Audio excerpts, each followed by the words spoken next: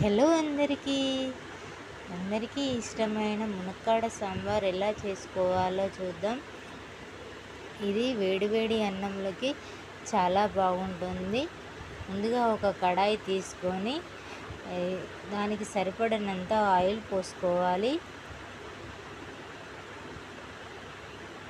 Oil కొంచెం heat అయినాక 1 tea spoon ఆవాలు, 1 టీ స్పూన్ జీలకర్ర వేసుకోవాలి. అవి కొంచెం చిటపటలాడిన తర్వాత దంచుకున్న ఎల్లిపాయ ముద్దను అందులో వేసుకోవాలి.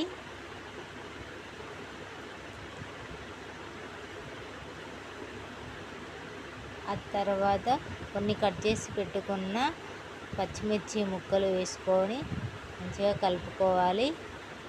ఇప్పుడు ముందుగా కట్ చేసి పెట్టుకున్న ఉల్లిపాయ ముక్కలు కూడా వేసుకోవాలి. వేసుకొని పచ్చివాసన పోయేంత వరకు ఫ్రై చేసుకోవాలి. ఉల్లిపాయలు ఫ్రై అయినాక అందులో కొంచెం పసుపు వేసుకోవాలి.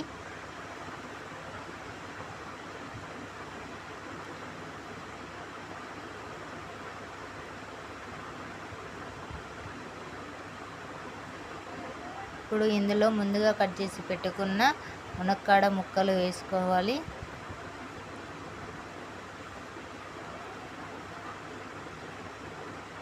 ఇవి కొంచెం ఆయిల్లో ఫ్రై అయినంత వరకు ఫ్రై చేసుకోవాలి.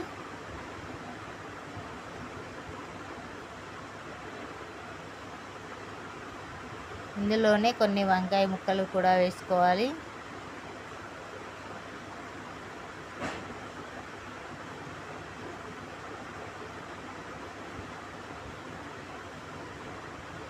వంకాయ ముక్కలు వేసుకొని కొంచెం కలుపుకోవాలి.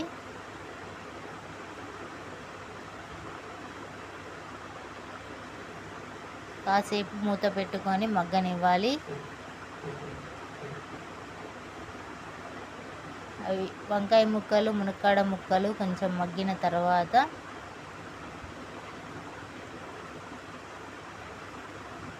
అందులో మనం ముందుగా కట్ చేసి పెట్టుకున్న బెండకాయ ముక్కలు వేసుకోవాలి.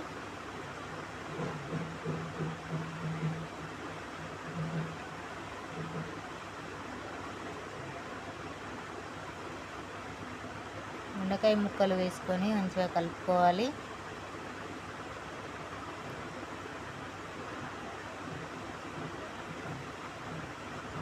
ఇప్పుడు ఒక 2 నిమిషాలు మూత పెట్టుకోవాలి. బెండకాయలు కూడా ఆయిల్లో ఫ్రై అయినాక కొన్ని టమాటా ముక్కలు కూడా వేసుకోవాలి.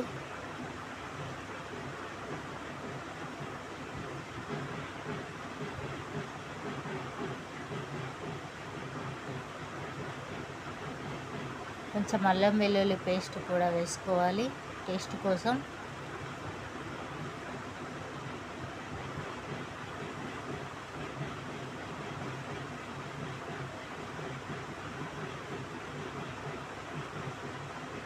ఇందులో కొంచెం మసాలా పౌడర్ వేసుకోవాలి.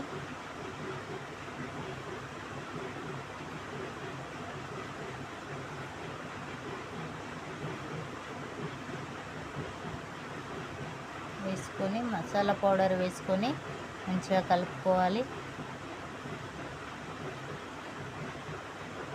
ఇప్పుడు మూత పెట్టుకొని ఒక 2 నిమిషాలు ఉడకనివ్వాలి. 2 నిమిషాలు ఉడికిన తర్వాత మళ్ళీ ఒకసారి కలుపుకొని చింతపండు రసము, ముందుగా మనం నానబెట్టుకున్న చింతపండు గుజ్జును తీసి చారులాగా చేసుకొని ఇందులో పోసుకోవాలి.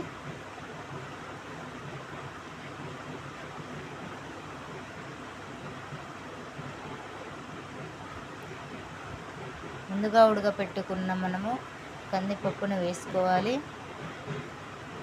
వేసుకొని ముద్దలు లేకుండా మంచిగా కలుపుకోవాలి. ఇప్పుడు దీనిలో రుచికి సరిపడినంత కారం వేసుకోవాలి. టేస్ట్కి సరిపడినంత సాల్ట్ వేసుకోవాలి.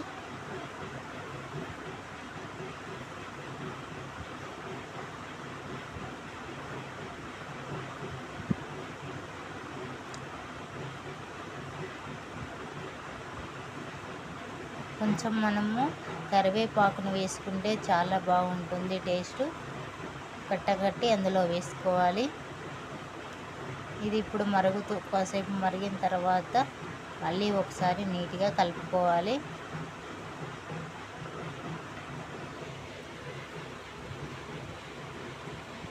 ఒక 2 నిమిషాలు మగ్గిన తర్వాత తీసి కొత్తిమీర పౌడర్ వేసుకోవాలి.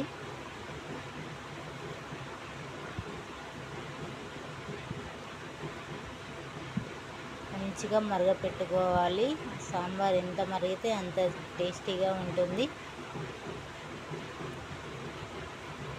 ఫైనల్లో కొత్తిమీర వేసుకోవాలి.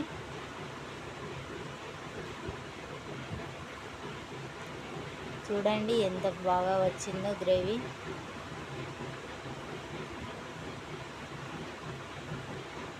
చూసారు కదా, సాంబార్ మంచిగా మసులుతుంది.